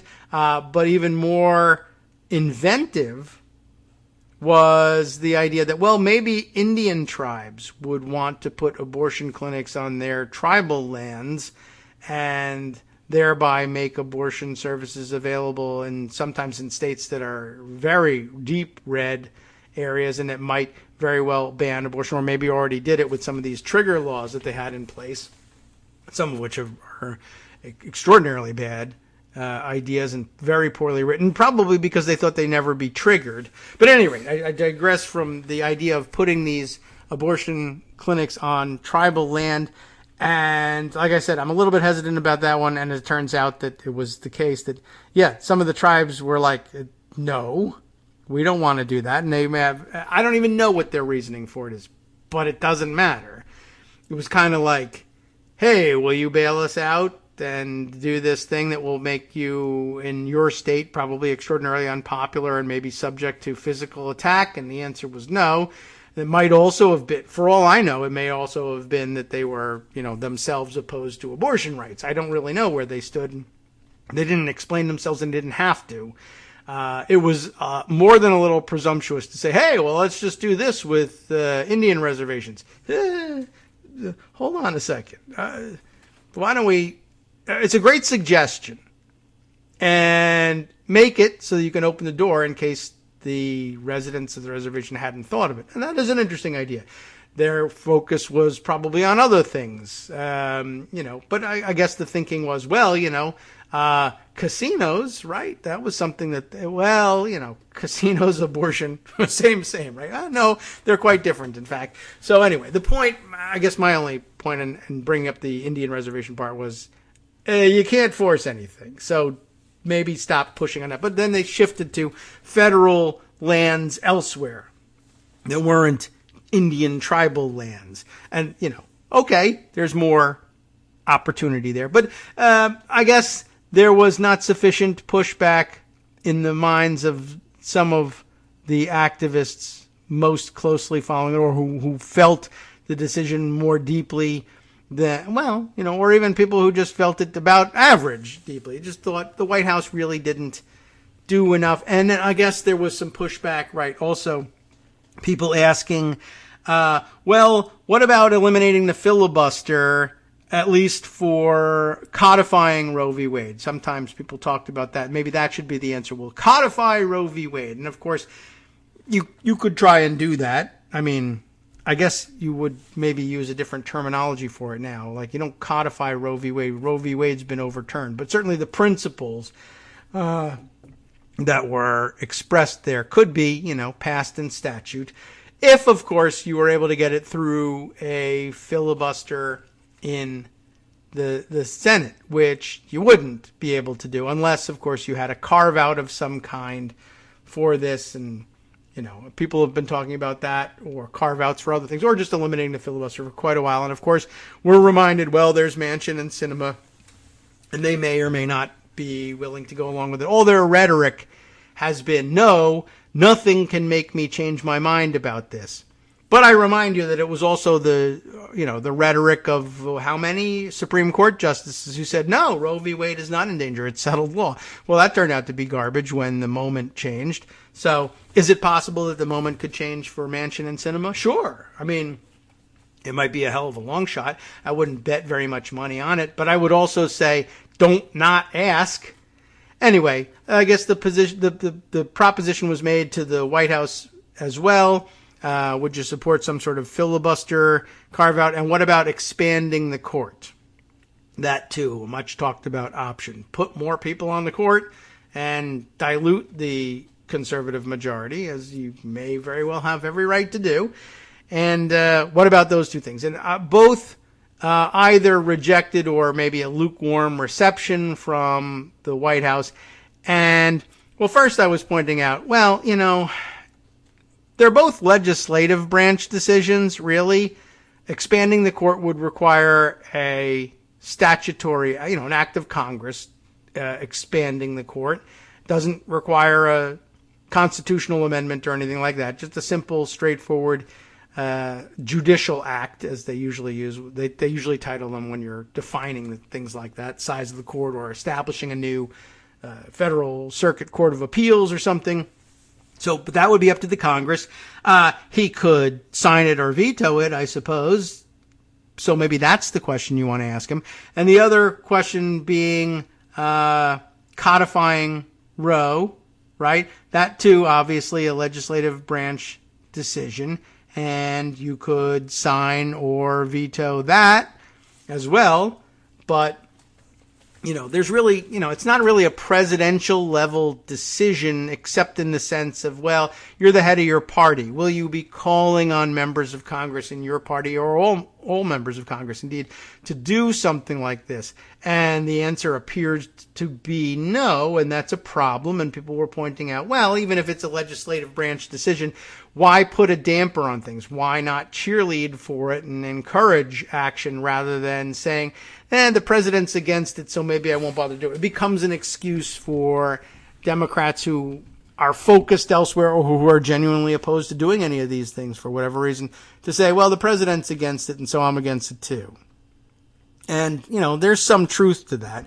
But I do remind everybody, as I reminded them a couple times over the weekend, we did go through this exercise before. We have been through it. We went through it with Obama about the filibuster and judicial nominations. So similar topic, whether it was, now that it's changed to expanding the court or codifying Roe or whatever it is, or having a carve out for the filibuster. That's really what it was about when they were talking about codifying Roe. Would you support eliminating the filibuster or creating a carve-out if you could get people's agreement to it? Not really. I just don't think. So he turned into sort of a Manchin, I don't really think it's a great idea to change the filibuster guy through his spokesperson over the weekend. Maybe that's why it's been deleted. Maybe they've retracted that statement. Maybe not. Maybe it was something else. But at any rate, I just remind you, we went through the same thing with Obama about the filibuster. And he said the same thing. Until he didn't say the same thing, and then the filibuster got changed, right?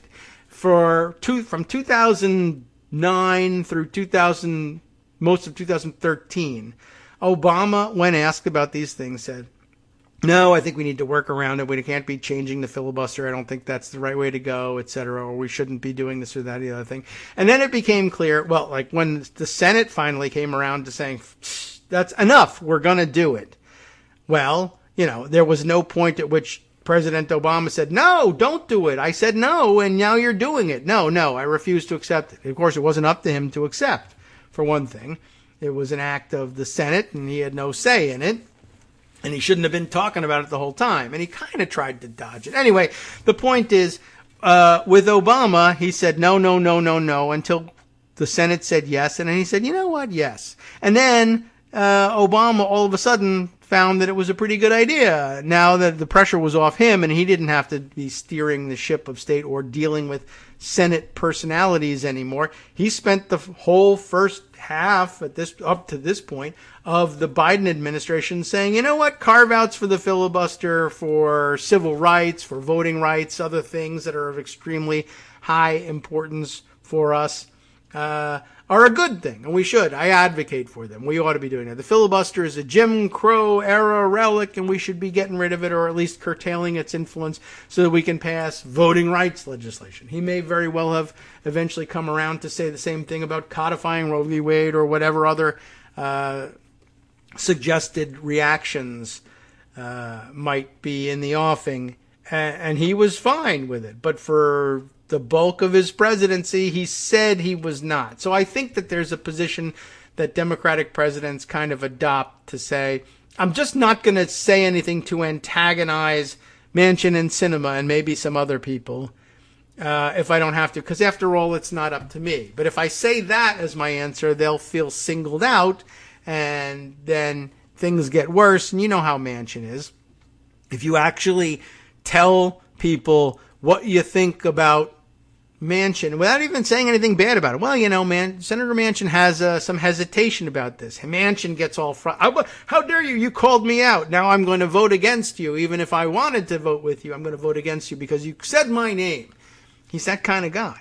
And who knows what kind of person Sinema is, right? There's no way to tell.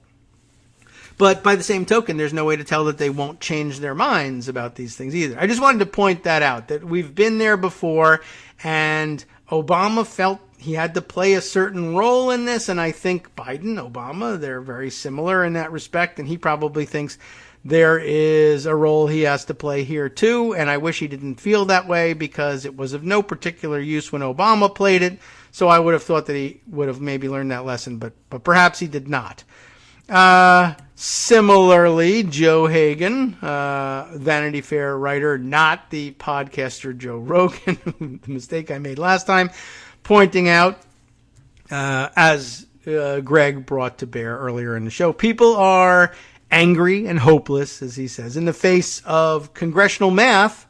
That is the question of whether or not there could be a filibuster carve-out if necessary, etc., etc. And I get that. But circumstances have changed.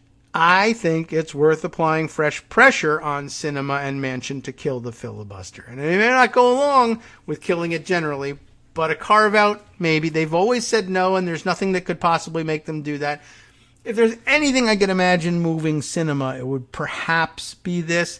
Manchin keeps saying, well, I'm in favor of, I would vote for codifying Roe v. Wade in a minute, except he won't vote for what it takes to give himself the opportunity to cast that vote, but he's hoping people will become too confused by that statement to worry much about what's going on. But anyway, Joe continues by saying, people fear that they will jump parties if you put this pressure on them and say, if you don't do it, then you're not really a Democrat. And then they'll switch parties and they'll be Republicans, and then we'll all be sorry.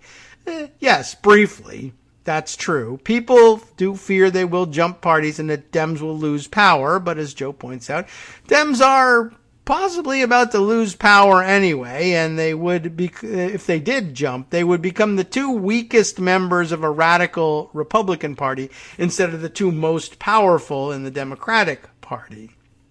And that's worth thinking about. They need to hear from the entire party, loudly, in unison, publicly, strategically, boldly. This is where the rubber hits the road if you're a Democrat.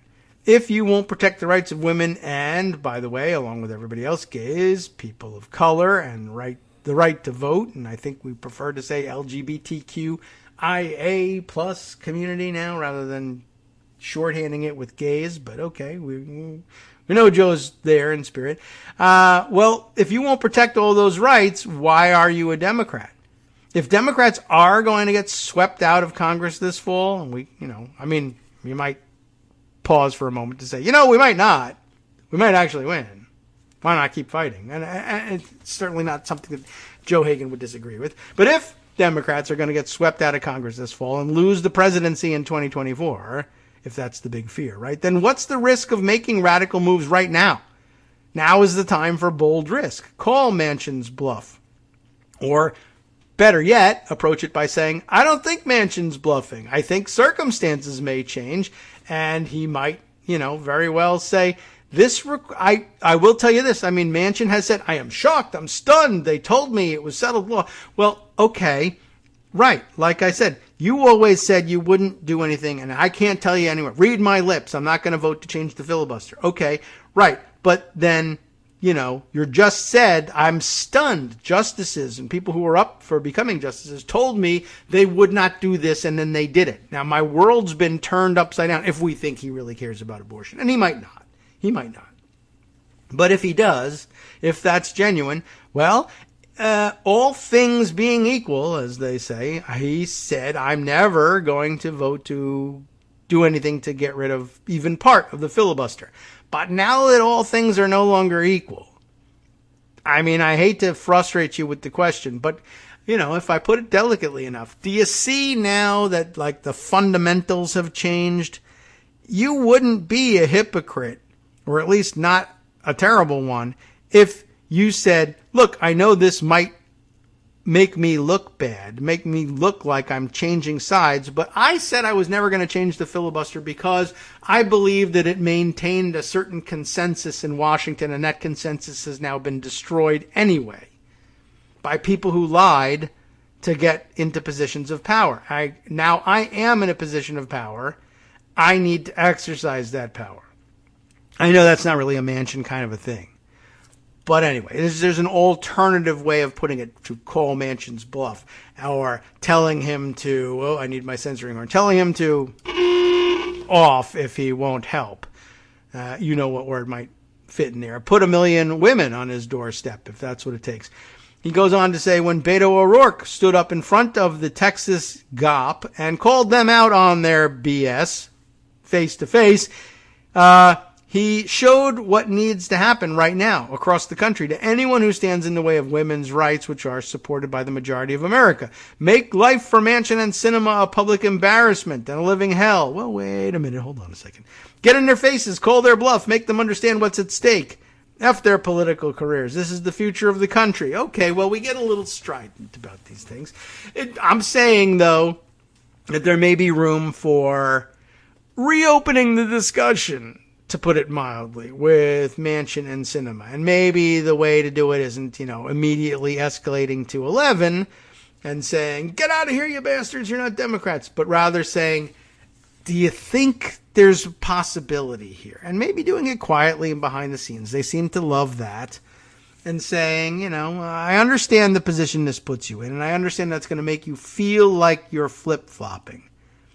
But does it make any difference to you that the flip-flopping has already been done, and it's not you, it's somebody else? This is their fault. You can pin it on them and say, my understanding was that as long as they said it was settled law, there was no need for me to disrupt this wonderful thing I call the filibuster. But now that you've done that, the only recourse seems to be at least a carve-out and the codification of Roe v. Wade. And I got to tell you, I upheld my end of the bargain. They failed. Now all bets are off. Bets are off. You can understand that rhetoric. Anyway, I just wanted to put that out there as a possibility for people to consider as well. Let's see. Other things I wanted to share with you. Let's see. How about this one? Let's do 10 minutes or so on this. Talking Points Memo had a very interesting piece over the weekend, which I can't read because I'm not a member anymore. I mean, it never was, but all right, it's still there. Good. They're not counting this one against me. Exclusive. It's an exclusive. Don't look for it elsewhere. It's exclusive. Trump lawyer Kenneth Chesebro talks about his role in the run-up to January 6th. Oh, he's talking about it? What about the committee? What are they finding out? Very different. But what's happening here is Josh Kovensky talking to Chesebro. And now this ran originally on June 16th. So it's not brand new, but I saw it for the first time over this weekend, I guess I should say. And I thought this was really interesting. Some interesting insight into where he is. And it made me wonder what he might think about some other things we've discussed on this show. The attorney who reportedly suggested that, quote, wild chaos would prompt Supreme Court justices to be more likely to intervene in the 2020 election has spoken exclusively with TPM about his representation of the Trump campaign during its efforts to overturn the election. That by itself is an interesting introduction to the guy. He turned out to be wrong, but I thought it was good thinking, perhaps on his part, to think, there's really no reason to believe that the court would want to intervene in this situation. Ordinarily, they will dismiss it as a political question and not take this up. But maybe the way to get them to waive that objection and rule, two ways to do it. One would be, come on, you're Gimmitarians. What the hell do you care? Why don't you rule for the outcome that we as Republicans want and blame it on current circumstances? Or two, you might be able to drive them to it by creating enough obvious threat for violence and ongoing turmoil that they say, we really have to settle this issue in the hopes that we can tamp down on escalating violence. And it's interesting that he called it wild chaos, but also it's wild chaos in quotes, but the wild has quotes of its own. Like he's borrowing the wild from, it seems, like from Donald Trump, where it's saying, be there on January 6th will be wild. Like he's very purposefully reusing that wild in wild chaos, which is interesting. Kenneth Cheeseborough fielded extensive questions from TPM about his representation of the Trump campaign, about how he went from, this is the interesting part, a liberal cause lawyer and protege of Harvard law professor Larry Tribe to a Trump attorney, and about his views on the January 6th Capitol insurrection. And I think he made that transition because he's so purely about, questions of law that he just sort of followed what was interesting to him. And it turns out that the people that were going to give him latitude for his theories were the Trump people, because they were going to benefit from it directly. And so he found a home there and said, what the hell, I'll go with it. It was very interesting. On several key questions that have emerged about his legal work for Trump, Cheeseborough was lawyerly, careful, and tight-lipped in his responses. He was more forthcoming about his own background, how he came to be involved with the Trump campaign, and the criticisms that have come his way since he emerged as an early proponent of some of the Trump campaign's most controversial strategies to overturn the election. What emerges from hours of sit-down interviews is a picture of a man who was deeply involved at a high level in coordinating the Trump campaign's strategy to overturn the election, who regrets, allegedly, the violence at the Capitol as self-defeating, and who wishes that more attention had been paid to the issues he raised, although the violence at the Capitol was the wild chaos he was talking about. So I don't know if I buy that part. There was good reason, he says, to argue that under Article 2, Biden had not legitimately won the electoral votes, Cheeseborough told TPM. I'm not saying that Trump deserved to win in each state. I'm saying it was legitimate to argue under Article 2 that there was a problem. Cheeseborough said that he abhorred the violence of January 6th, that it was primarily a human disaster, and that it was the worst possible thing that could have happened in terms of lawyers that had serious concerns, I would say quote-unquote serious concerns, about the election in several states that was never really addressed on the merits. Despite how well-known the events between Election Day and January 6th have become, Cheeseborough has flown largely under the radar, emerging only this year in a pair of New York Times stories as an important figure in the Trump campaign's efforts. He plays second fiddle in the coverage to Trump lawyer John Eastman, but they knew each other before 2020, had worked together on an earlier case, and would reunite in the aftermath of Election Day.